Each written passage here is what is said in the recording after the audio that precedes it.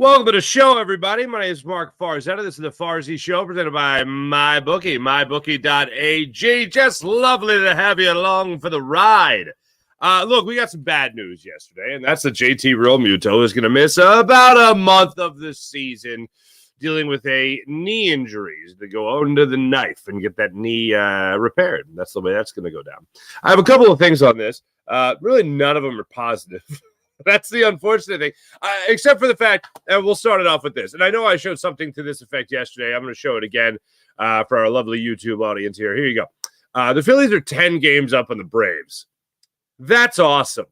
They're 10 games up in the division. As I said yesterday, and I'll reiterate again today, the division it's locked up. As far as I'm concerned, it's locked up. Bob Nightingale yesterday tweeted out how great the Phillies are off to this amazing start. It's their best start. Well, start. You're talking about 3 months of the season essentially. Best what would it be? 66 games since 1976. So that's pretty good. Okay, that's pretty good.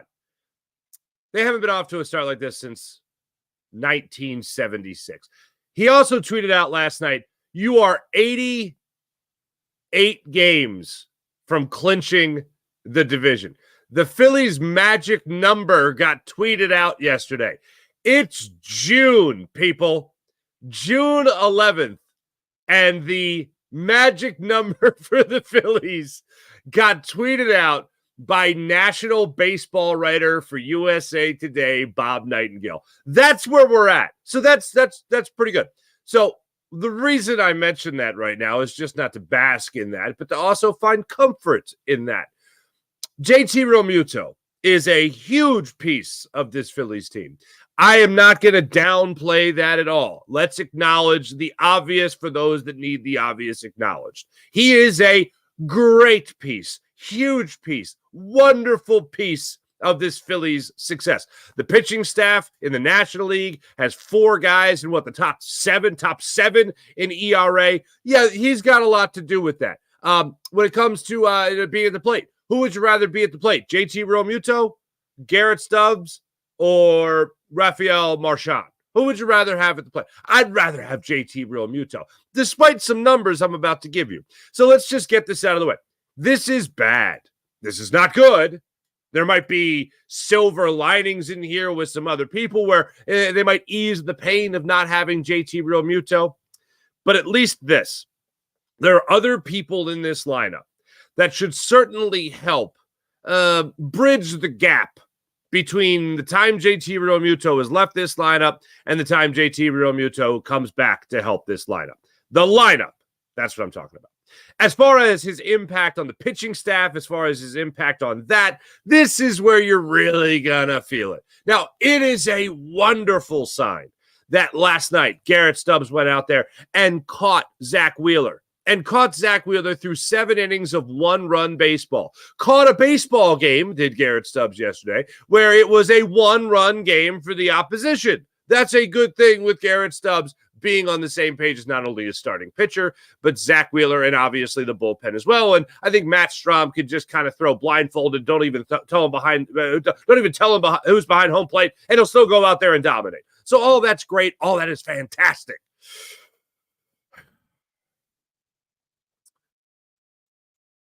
However, the test is going to be a little thing called time. And although one game is great, and the fact that Garrett Stubbs has also gone out there with Aaron Nola and shown how much he can be on the same page with Aaron Nola, that is a great thing.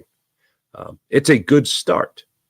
I don't think this is only going to be the Garrett Stubbs show behind the dish. Rafael Marchand will get his opportunities behind the dish as well. But things at least seem to be trending in the right direction even before this injury came up with JT Realmuto between Garrett Stubbs and the pitching staff. It is also worth acknowledging that the last time Garrett Stubbs caught Zach Wheeler, it was a 4-inning appearance for Zach Wheeler, his shortest of the season. 6 hits, 6 runs, 80 pitches through just 4 innings of work. And I was not of the school then, and I'm not of the school now. And that was a month ago, by the way. What a difference a month makes.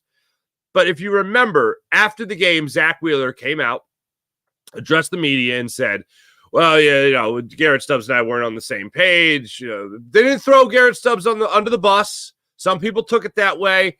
I took it as an obvious thing. If you don't work with somebody a lot, then you're not going to be on the same page, especially in that regard. The way I always like to describe it when you talk about these little nuances of sports is Coy Detmer, as you didn't think you'd hear that name today, Coy Detmer as a field goal holder, okay, for David Akers.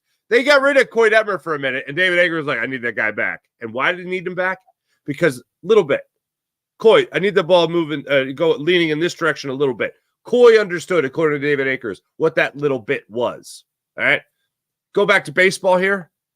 Garrett Stubbs needs to understand where that little bit is for Zach Wheeler. Needs to understand where the little bit is for this pitching staff. Same thing with Rafael Marchand. He's going to have to understand that as well. He's going to have a better grasp of that as well.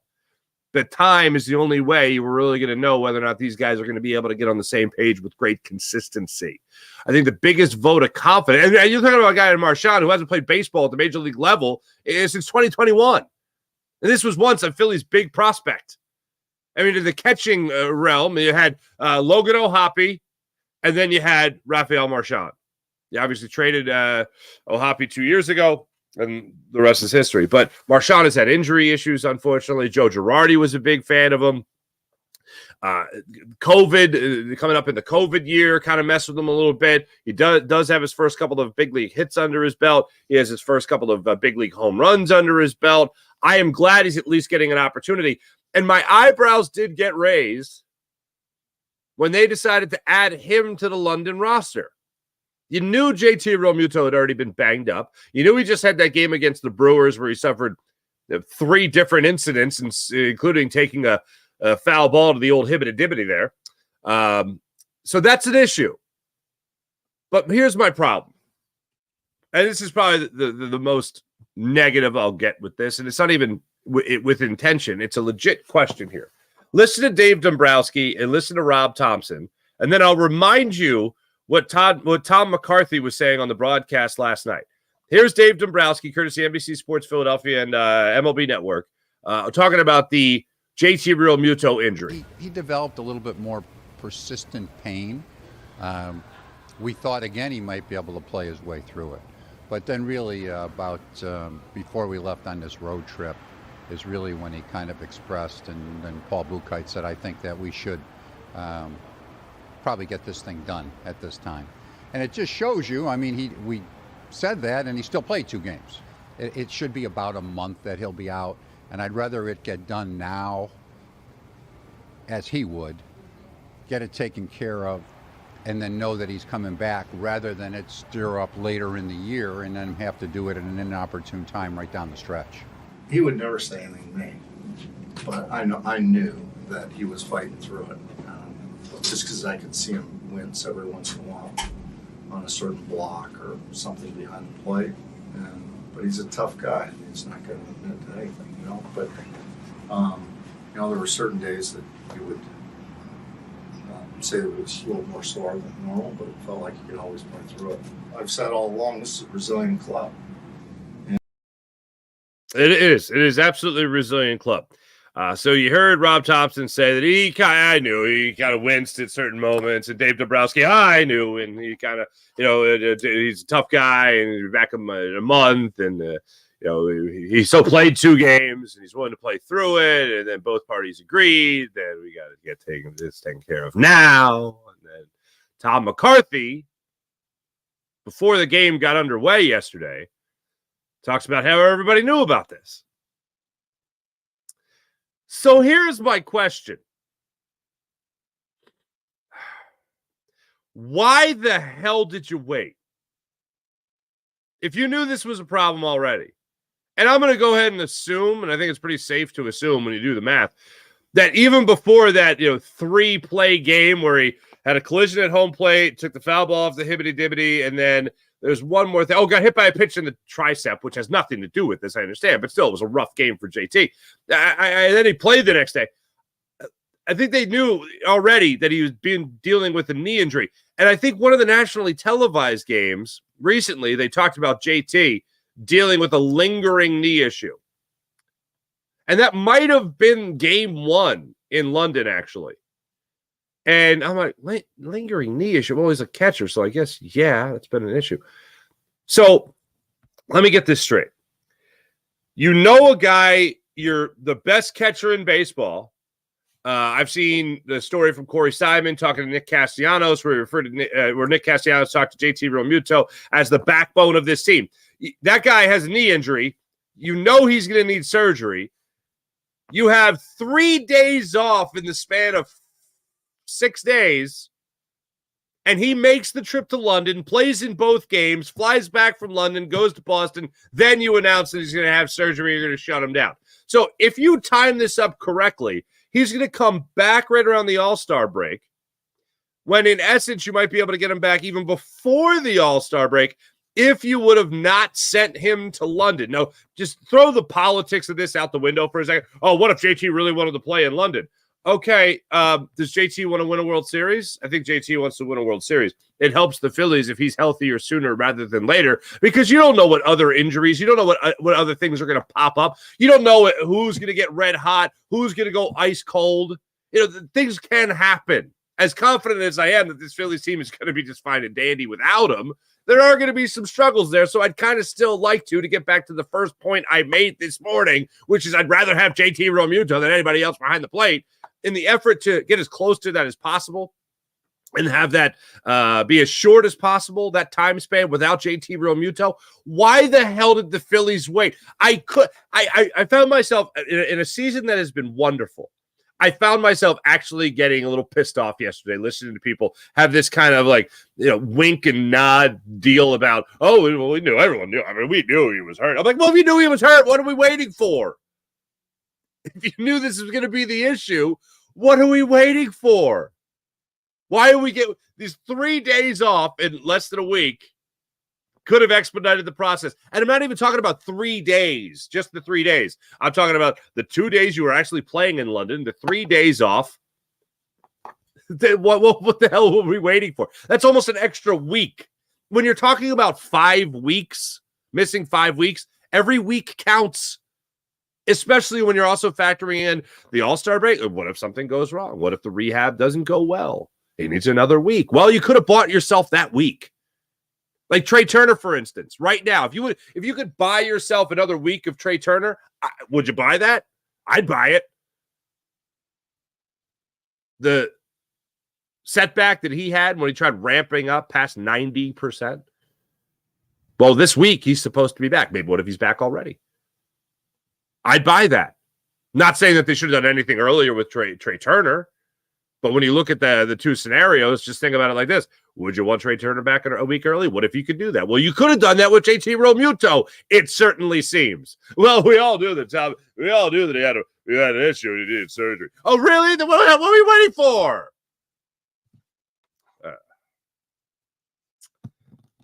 With that being said, I do think this team is going to be okay.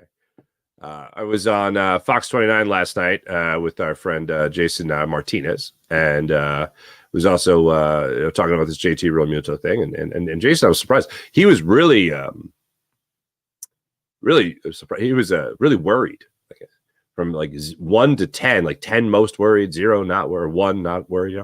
I'm at a 1, not really worried.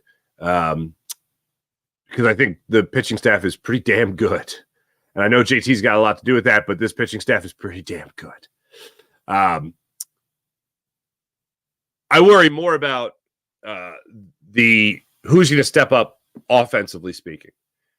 Now, when you break down JT Realmuto's numbers over the last month of the season, they had a great hitting streak. But here's the thing about hitting streaks. If you remember when Trey Turner was really struggling last year, he had a 10 or 11 game hitting streak, and his batting average dropped during the hitting streak. So it's, good for you to get hits.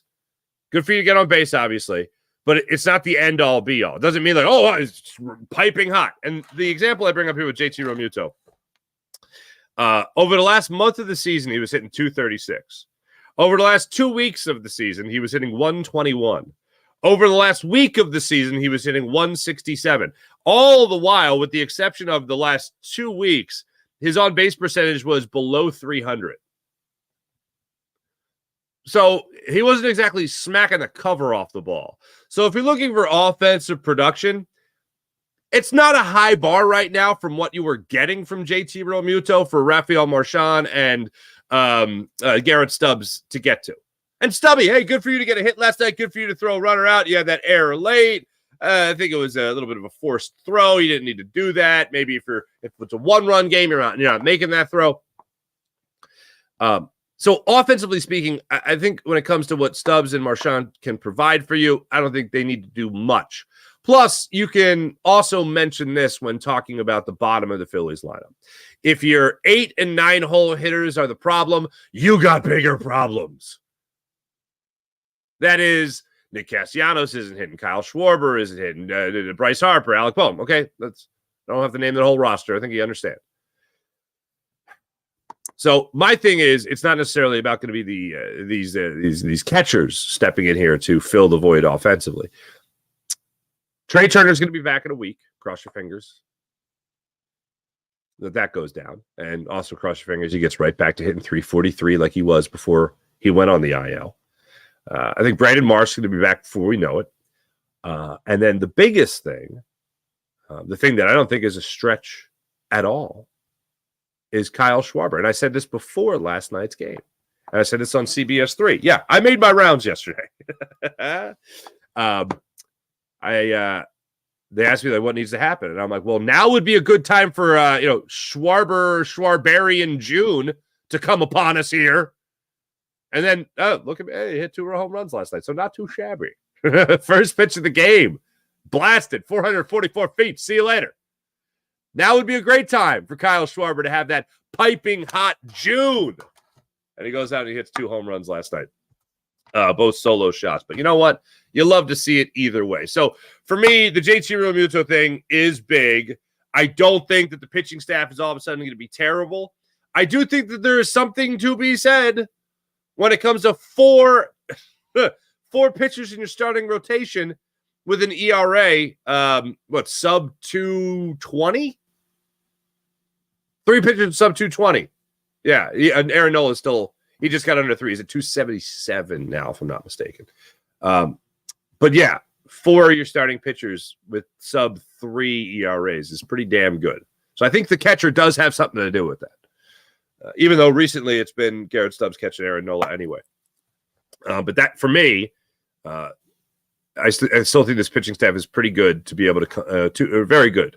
So they'll be able to overcome not having JT Realmuto. I don't think this is going to be an implosion or anything like that for this Philadelphia Phillies team without JT. So that's what I have confidence in when it comes to this Phillies squad. As for Schwarber, by the way, one more note on him. He went into last night's game on pace for 27 home runs on the season. He had his 12th and 13th home runs last night. So with that, he jumps his projection from 27 to 32 home runs on the season. All right. Hey, I remember last year he was right around the same thing, around 30 home runs in June. I don't know where he was on June 11th or after June 11th, but it wasn't great. Yeah, now would be a good time to start that party there, Kyle Schwarber.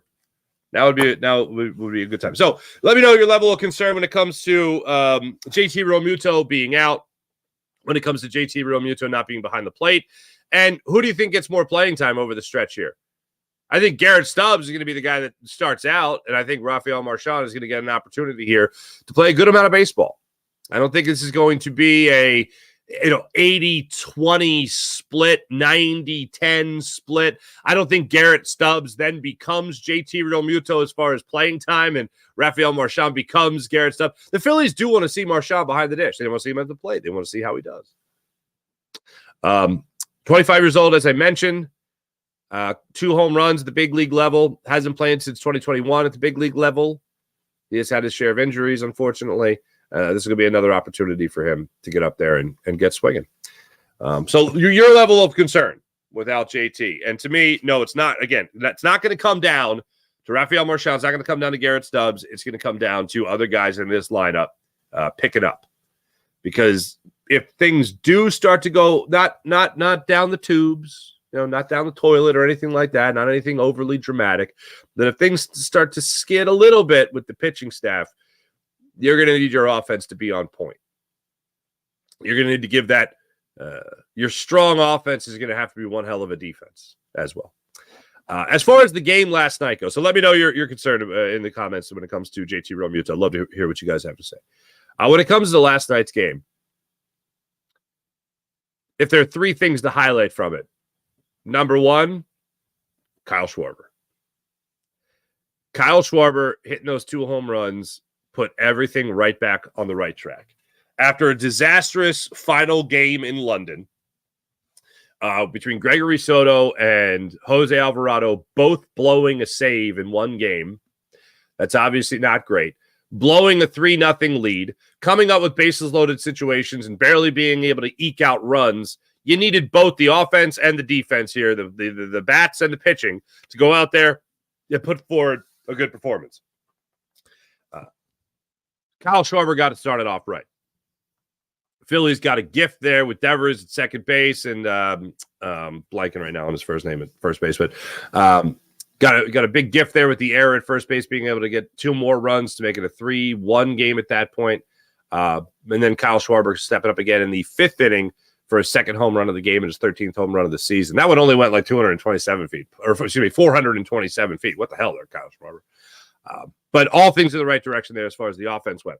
Bryson Stott had a couple of hits for you. That was great. Alec Boehm got a hit for you last night. That was great. Harper, same thing. Like, all that's wonderful, and all that comes together nicely. 4 runs isn't a lot by any means, but it was enough for last night's game, especially when those other 2 home runs were also solo home runs by Kyle Schwarber. But he's the first thing I take away from last night's game. Second, I mentioned the numbers already of Garrett Stubbs catching Zach Wheeler the last time, almost exactly a month ago. It was 30 days ago, the last time Garrett Stubbs got behind the plate and caught Zach Wheeler. 80 pitches in 4 innings of work, 6 runs crossed the plate, all of them earned. Not good. Not good. 2 strikeouts. Last night, 7 innings, 1 run, 3 hits, I believe it was. 1 walk, 88 pitches. That's good. That's what I'll take time and time again.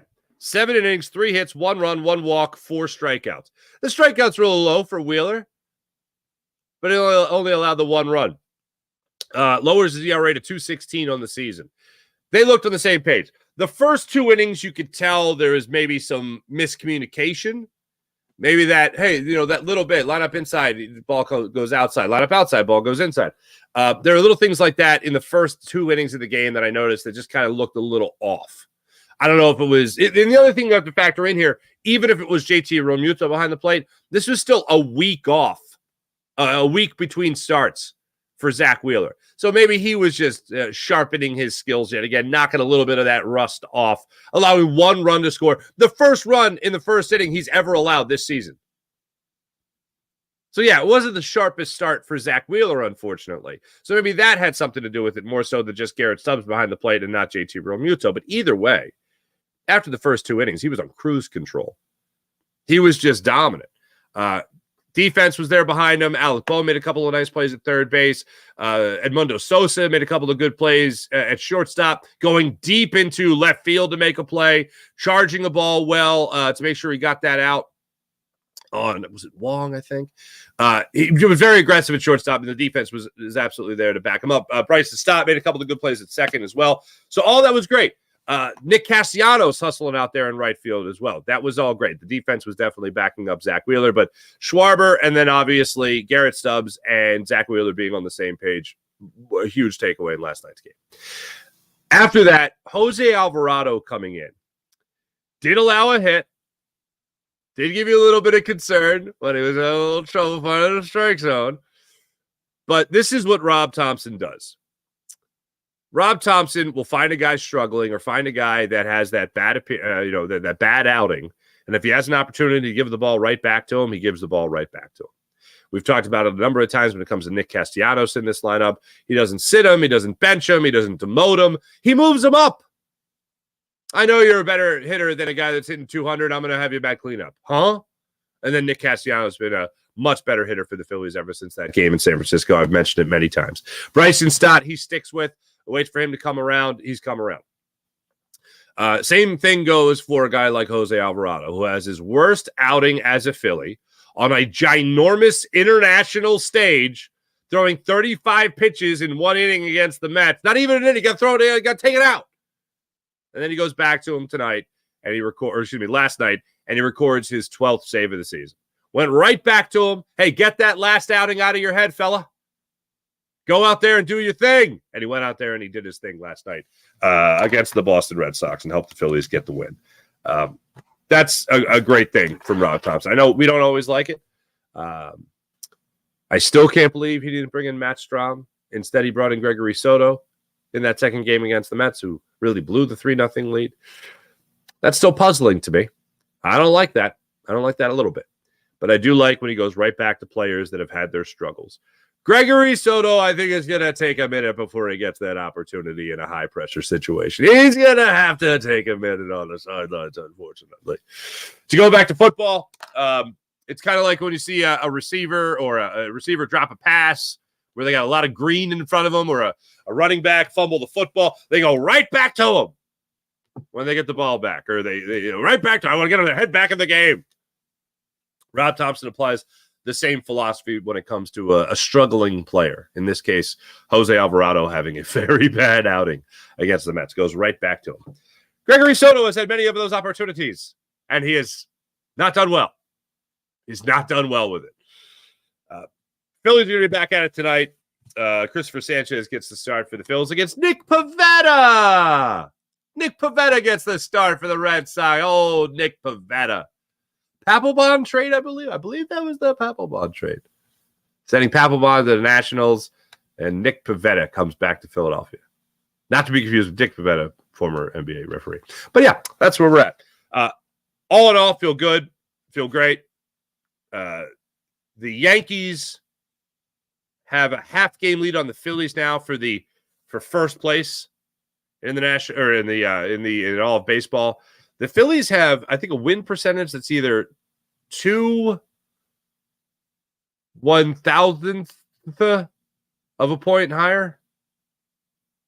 Yeah. The Yankees won again yesterday. Aaron Judge just sneezes and hits home runs. That's the way that goes. Tape measure blasts, as a matter of fact. So that's where that's at. Phillies 5 games up on the Dodgers in the National League. The Braves, as I mentioned, are 10 games behind the Phillies in the National League East. The Braves got shut out 4-0 by the Baltimore Orioles. The 3 best teams in baseball are the Yankees, the Phillies, and the Orioles. And as we know, the Phillies have the Orioles next at Camden Yards, down the Inner Harbor in Baltimore, Maryland. That's going to be a fun one. Weekend series. That's a spicy meatball. That's a spicy crab cake to some. That's what we got going on tomorrow night. Or excuse me, after this series, tomorrow night. Getting ahead of myself. That's what we got ahead of this series. Nice little AL East tour for the Phils. But yeah, 2 of the 3 best teams in baseball are in the AL East. The Yankees and O's. And the Phillies got the O's coming up next after this Sox series. Kicking some things around yesterday with Xander and our friend John McMullen on Birds 365 on the Jacob Media YouTube channel. Make sure you like and subscribe to the Jacob Media YouTube channel. I was a guest of that. I really did make my rounds yesterday. Jeez, I did my show with you guys. We had our fun like we always do every morning at a various start time. And then I did the Birds 365 at 9:20. I did Fox. I did CBS 3 at 5:30, and then I did Fox 29 at 11:30. 11:30? 11:30 on the fantastic sports show. But it was a question that, well, first off, I was very I really wanted to hear John McMullen's take, not just his take on the Sirianni throwing under the bus by Jalen Hurts, where he couldn't say anything nice, because John, I think of myself as level-headed. I know I can, like I'm not trying to dream up piping hot takes to just spit into microphones, okay? I'm trying to be real. All right. So that to me is level-headed. That's not just being like, no, everything's going to crash and burn. It's going to be terrible. No, I try to be real. Okay. John is the same way, but John, I think, would be classified as a little bit more level-headed than me. So I was very curious to hear his take on my take, if that makes any sense. I knew they weren't far off, but my take on the situation with Jalen Hurts unable to say something nice about Nick Sirianni, my take, as you guys have heard, it was, for those that haven't, though, this is the closest anyone's ever been to the broom closet since Howie Roseman in the final year of Chip Kelly. And John did not disagree. I expected him to be like, no way, that's an exaggeration. No way. And John was like, oh, that's pretty close. Like that, I didn't expect that. And I almost wanted him to be like, no, it's not that bad. But you know what it was? It was that bad. It's totally that bad. And I was hoping that in my mind, it was just a little too much. I was like, no, maybe that's a little too top shelf. And they're like, no, it's accurate. And then John was like, yeah, it's pretty accurate. Because when you break it down, the question from Martin Frank was like, say something nice about Nick Sirianni. And Jalen Hurts like, who? I don't even know. Who's Nick Sirianni? I don't even know. Do you mean Nicholas? You know? And then it was like, no, really, the follow-up question. Say something nice about Nick Sirianni. He speaks good and stuff. Okay, thanks. And John took it the same way I did. So I found that very interesting because John will usually drop a little nugget in there that I'm just like, oh, yeah, I didn't really think about it like that. But like, no, we were on the same page. And then the other thing was, I didn't even think about, because so many other things. I think it was because that big piece, the Jalen Hurts soundbite came out, the two big soundbites. One, 95% of the offense is new, which is a good thing, no doubt. But still, what the hell were you doing with this offense last year? And then, like, a guy comes in and he goes, oh, no, all this is wrong. Keep the tush push. Yeah, we're going to have to, everyone uses some bubble screens, tight end screens. Your quarterback loves that, so we'll do that. And what's the other one here? Oh, the read option plays. Yeah, we'll keep some of that stuff too. Everything else must go. What the hell were you doing before I got here? That type of thing. So all that's fine. But Xander put this quarter in, and it was a good question. And it's a very obvious one, but it's a good question. The major takeaways. Because Jalen Hurts came in with the haymaker at the end of minicamp, I really didn't even think about, like, okay, well, what did we learn? You know, what did we learn from minicamp? What did we learn from rookie camp? What did we learn from the whole process? And I didn't even allow myself to really break it down. Now, we went through it as things were going down, but like the overall recap and takeaways, here's what I got. And here's the way I answered the question. The first thing is that everyone seems defensively to be loving Vic Fangio in the early goings of this. The second thing, Jalen Carter and Jordan Davis. The moment is not lost on these guys. They understand that Fletcher Cox isn't here. Jordan Davis saying no one's coming to save us. Okay. Yeah, that shows me that you understand the situation you're in right now, which is you're the guy. There's no other guy you're waiting for to be like, well, he's the guy. I don't know why he's not doing anything. I'm trying, but he's the guy. No, you're the guy. Jalen Carter, Jordan Davis, you are him, as the kids say nowadays, right? They say something like that? I don't even know. But that's the deal.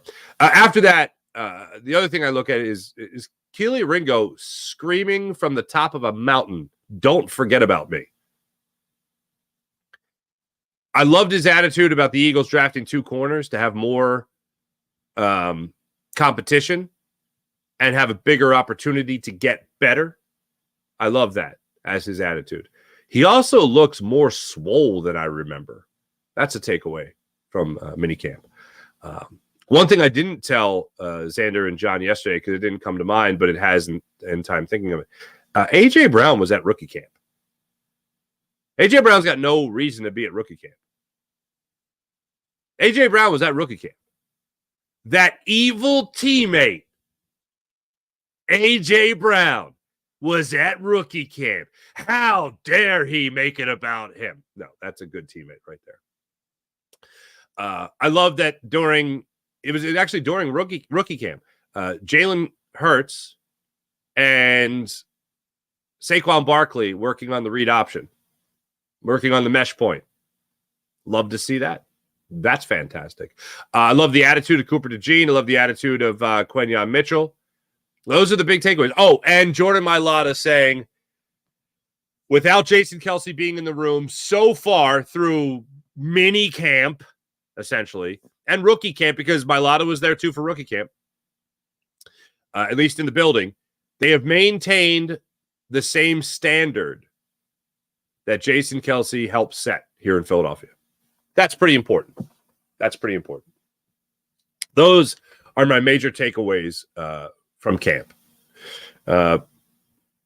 James Bradbury playing safety, meh, whatever. That's just the Eagles being like, no, we're totally not cutting him. We're totally not trading him. He's got trade value. Give us something for him. We're just going to help. We're just going to help us out in safety. Meh, okay, that's what we're going to do. Yeah, I don't think so. That's what I got. That's what I got about minicamp. Those were my major takeaways. You could go ahead and include the first thing I said about the Eagles in this little spiel, too, as a major takeaway. It's that, wow, Nick Sirianni really isn't doing much.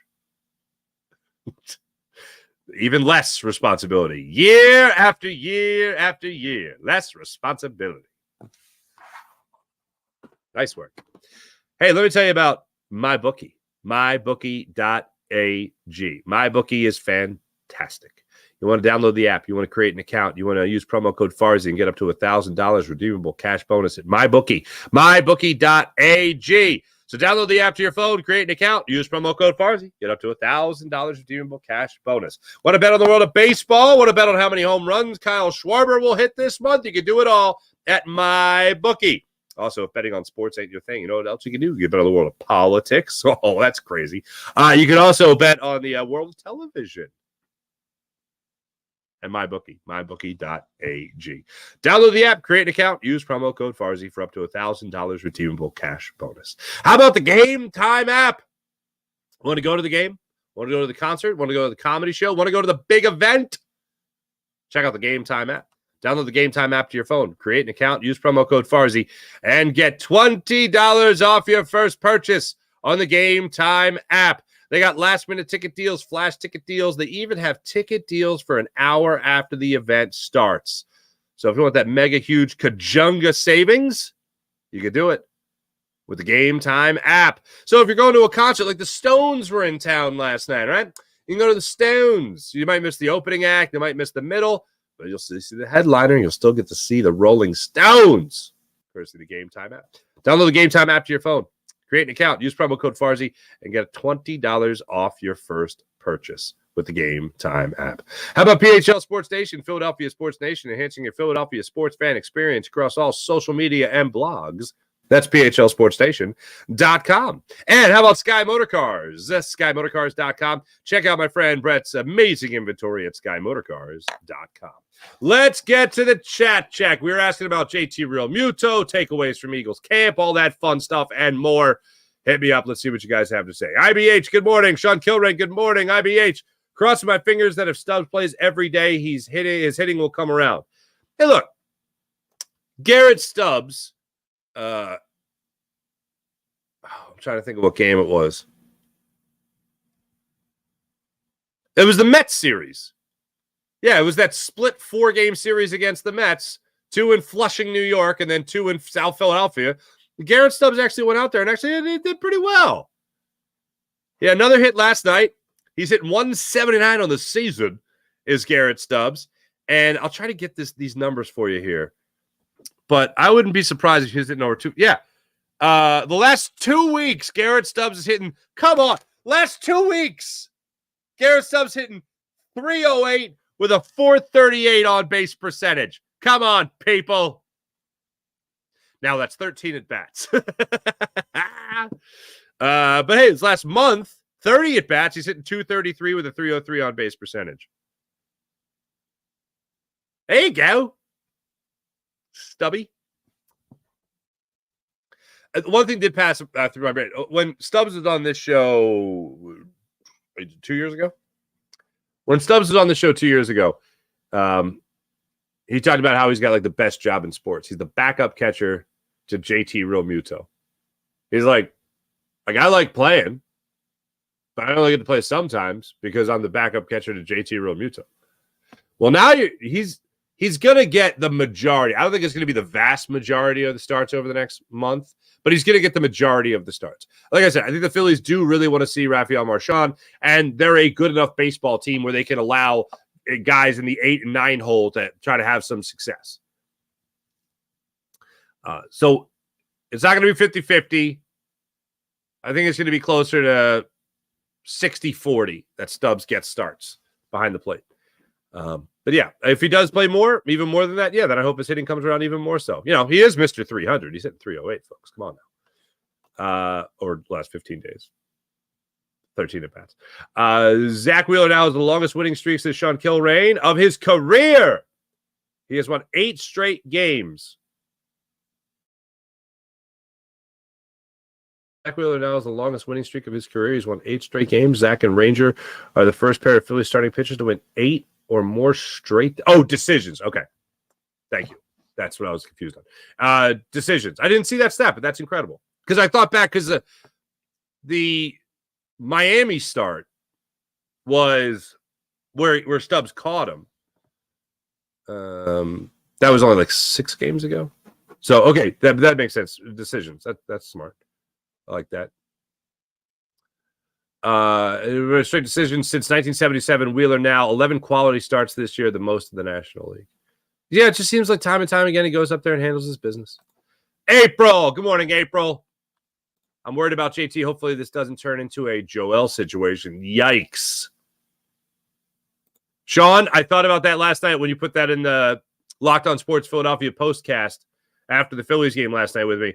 Wheeler never pitched at Fenway Park until yesterday. That is insane.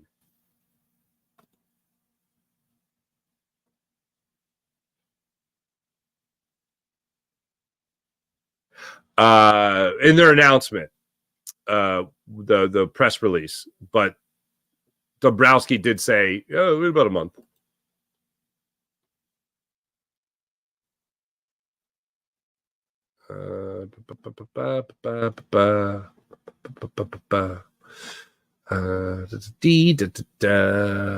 Sean Kilrain also not a doctor, but typically you hear about 4 to 6 weeks recovery. Christian Pache missed 6 weeks last year. Oh, you're on the Kyle Tucker Mason Miller bandwagon. All right, there, Sean. I like it. James Alexander, good morning, everyone. Great start against the Red Sox. Hells yeah. Big rhythm with all the positivity coming from camp on corner. Do you think the Eagles should have taken Edrin Cooper instead of DeJean? When the Eagles took Cooper DeJean instead of Edrin Cooper, my first thought was, where's Edrin Cooper going to go? Is he going to slide to the 3rd round like Nakobe Dean?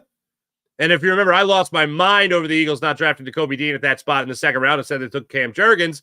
It looks like the right thing. Looks like they did the right thing. I'm not saying I was right.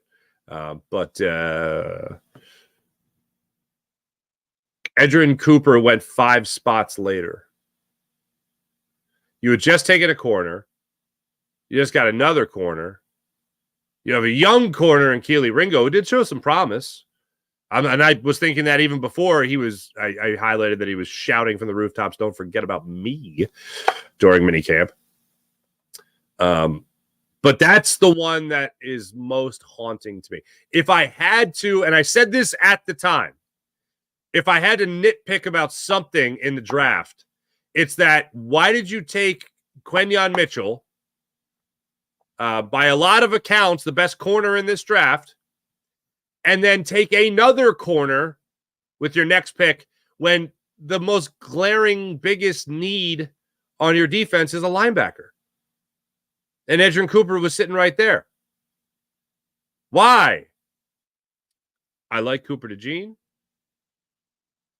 I think he's going to bring a lot to the table.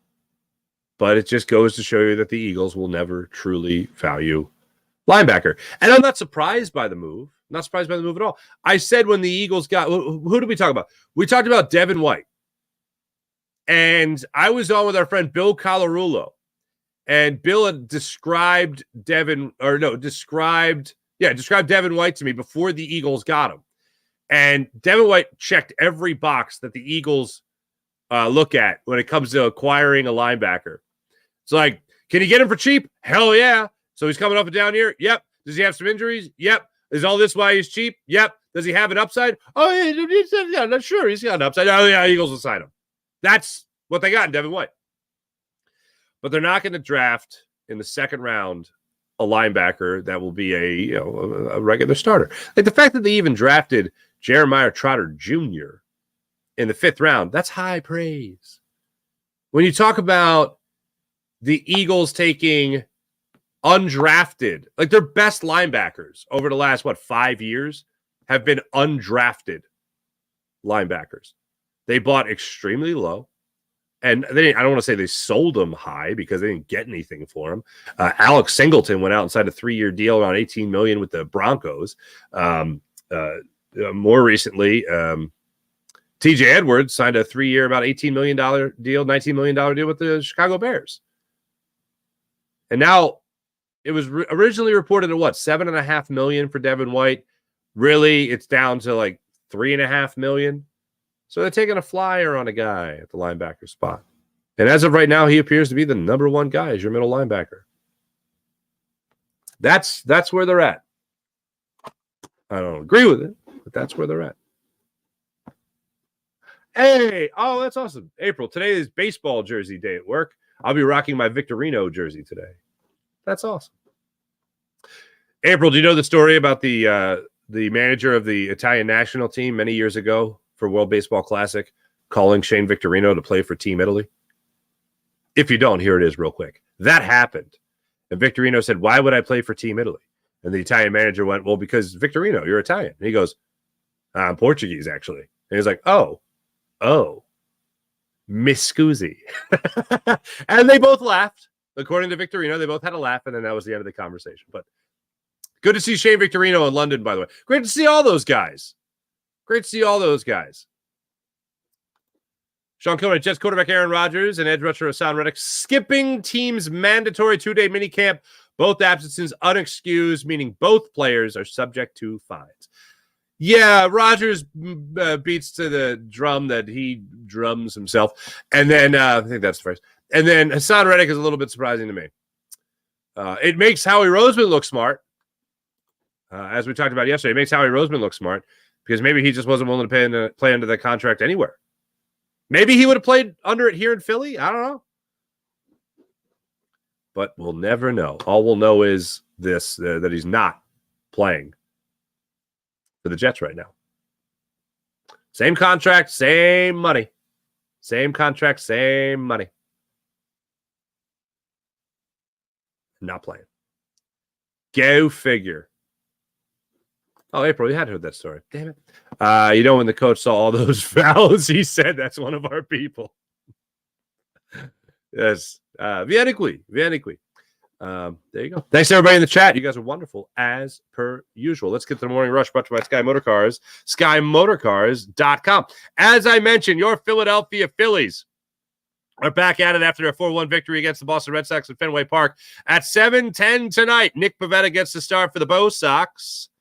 Christopher Sanchez goes for your Phillies. Pivetta coming off a couple of really good starts. One fantastic start, as a matter of fact, and that was against those Atlanta Braves, where he allowed just one hit.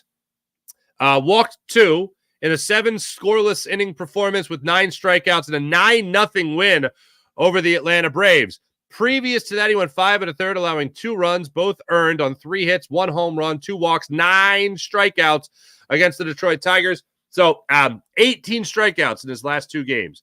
Christopher Sanchez, though, coming off a beautiful performance in his own right. By the way, Pivetta 3-4 on the season with a 3.40 ERA. Sanchez coming into this game 3-3 on the season with a 2.71 ERA. He is coming off a 6-inning, 1-run, 4-hit performance against the Milwaukee Brewers, where he issued just 1 walk in that game.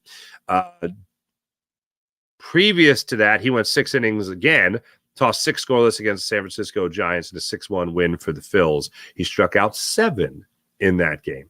So Christopher Sanchez pitching some of his best baseball that we have seen him pitch as a Philly starter. So that's a Great thing to see these guys coming together here. Also, a couple of things I've been looking for tonight. One, when the lineup card comes out, I assume Garrett Stubbs will be back in there tonight.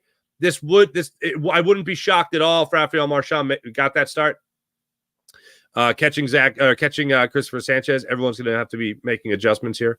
So I'd be curious to see how that goes, to see what that lineup card does say when it comes to the catcher spot tonight. And then also just Kyle Schwarber continuing what he did yesterday. I'm not looking for 2 home runs. I'm looking for 3. No. June Schwarber starting right now would be the most clutch thing Kyle Schwarber could do. And it's one of the things we've talked about all season long. We've talked about the next man up mentality of this Phillies team, not just for injuries. And the perfect example is obviously Edmundo Sosa and Trey Turner. Trey Turner goes down, and Edmundo Sosa is hitting like a Hall of Fame, right?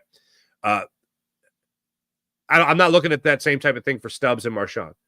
But if these other guys can step up in the absence of JT Realmuto and make missing him not as hard as it might be, then you're in good hands. Trey Turner coming back in the next week, that'll help pick up as well. So, yeah, that's what I'm looking for when it comes to this game tonight. NBA Finals, ladies and gentlemen, back underway. Drew Holiday said it after the Celtics opened up a 2-0 series lead after Game 2. Yeah, 2-0 lead. We haven't done anything yet. It means nothing. Kristaps Porzingis was in a walking sleeve for his ankle yesterday. See if they're optimistic he could start tonight. We'll see. But that game is going to get underway at 8:30 in Dallas. I believe that's the start time for the NBA Finals tonight. The Mavericks are 2.5-point favorites on their own home court tonight. See if that goes in the right direction. Thanks for watching. Thanks for listening. And by right direction, I mean the Mavericks come roaring back in this series and win, because there's no way I could take Sergei Bobrovsky winning a Stanley Cup championship and Drew Holiday winning his second NBA championship. There's no way I could take that. There's no way I could take that.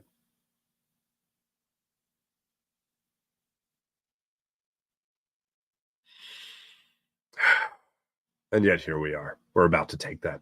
Thanks for watching. Thanks for listening. My name is Mark Farzetta. Make sure you hit like and subscribe on the Farzy Show YouTube channel. Make sure you hit like and subscribe on the Jacob Media YouTube channel. And for all your Phillies post-game coverage, check me out on Locked On Sports Philadelphia. That's Locked On Sports Philadelphia's YouTube channel. Connor Thomas breaks down the Phils daily with a Phillies podcast. You have me for the postcast following each and every Phillies game. Thanks, everyone. Have a wonderful rest of your day. My name is Mark Farzetta. Hit like and subscribe on all the social media platforms. I'll see you guys tonight on Locked On Sports Philadelphia after Phillies and Red Sox, and then again for the Farzy Show tomorrow morning. See you then. Bye.